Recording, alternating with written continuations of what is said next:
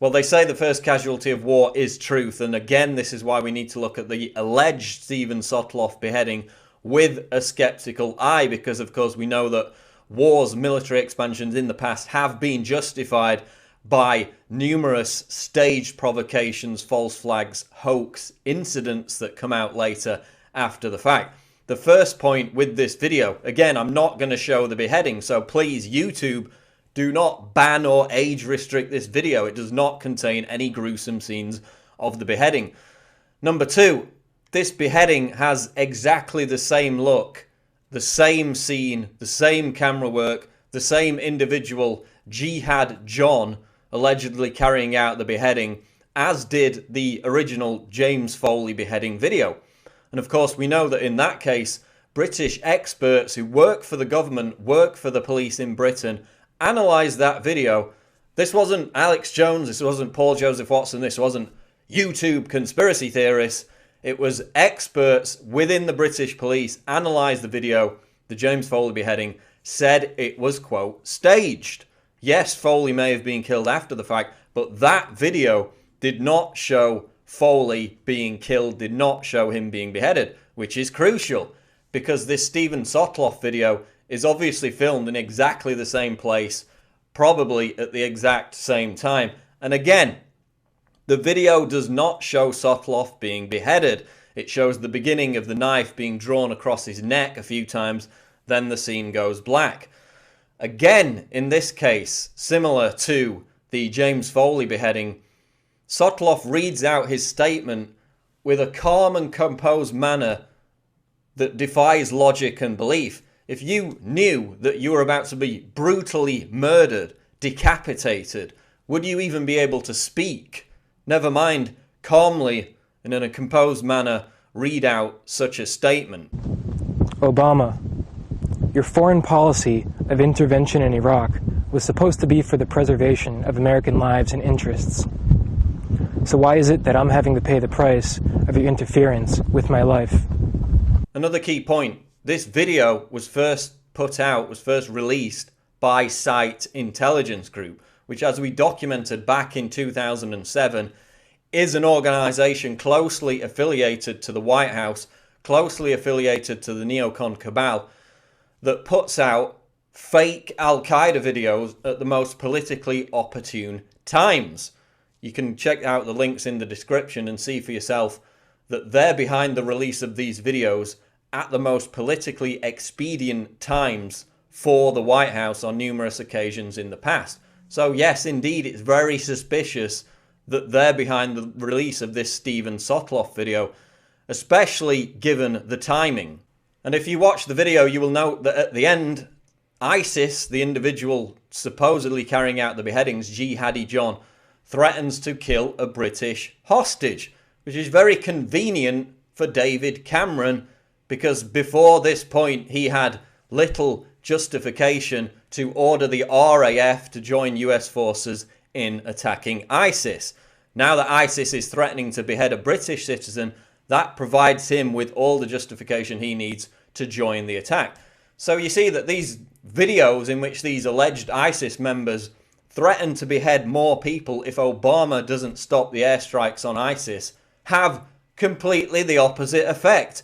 They bolster the case for airstrikes against ISIS. So why would it be in ISIS's interest to put out such videos when it only makes it more likely that they will lead to airstrikes, because it provides the justification for NATO, for the US, for the United Kingdom.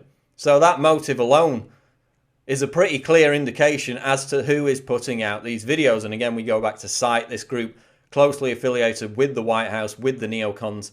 The initial analysis of the Foley beheading, which was that it was staged. This Steven Sotloff beheading, exact same scene, same location. He reads out the statement in a calm and composed manner. No indication that he's about to be killed. He knows he's about to be killed. And again, you don't see the beheading. You don't see any blood. At least in this case, the aftershot of the supposed decapitated corpse is a video. In the James Foley example, it was just a still image. So it's quite possible that these two individuals were indeed killed. but those videos representing the so-called beheadings are staged. And that's the analysis that the British group working within the police said in the case of the James Foley video. This one has all the same hallmarks. And again, we go back to the origins of ISIS. Who created ISIS? Who helped it, armed it, funded it in the first place? Well, of course, the United States' closest allies in the region, Saudi Arabia, Qatar, Turkey, and Jordan, were all instrumental in bankrolling, arming, funding ISIS to begin with. The US itself trained many ISIS members at a secret base in Jordan in 2012. Many of the so-called moderate Syrian rebels that the US supported with aid, weapons, defensive measures back in 2012, 2013, later defected to join ISIS.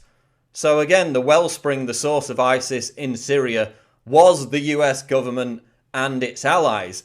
Now ISIS is being used as a poster child for justification for a casus belli to go back into Syria, because obviously last year the Ghouta chemical weapons attack propaganda fell flat on its face after it emerged that the Assad government could not have possibly been behind it, and in fact it was more than likely the work of the rebels themselves.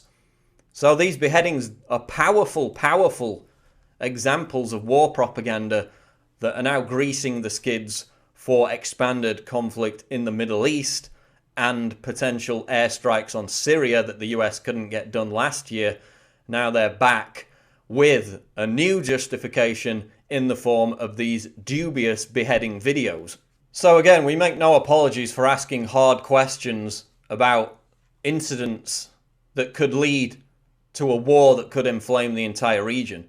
It would be insensitive not to ask such questions, given the propensity, the potential for this to lead to a much wider war that would kill many innocent people. And that's not to deny that ISIS isn't barbaric and brutal.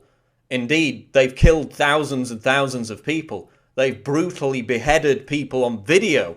You can go on YouTube and watch some of those if you've got the stomach for it, which makes these staged production style beheading videos, which don't even show a beheading, all the more suspicious. Because if ISIS is as brutal and barbaric as we're told, which indeed it is based on the other evidence of their activities, why not just show the actual beheading of these individuals on video?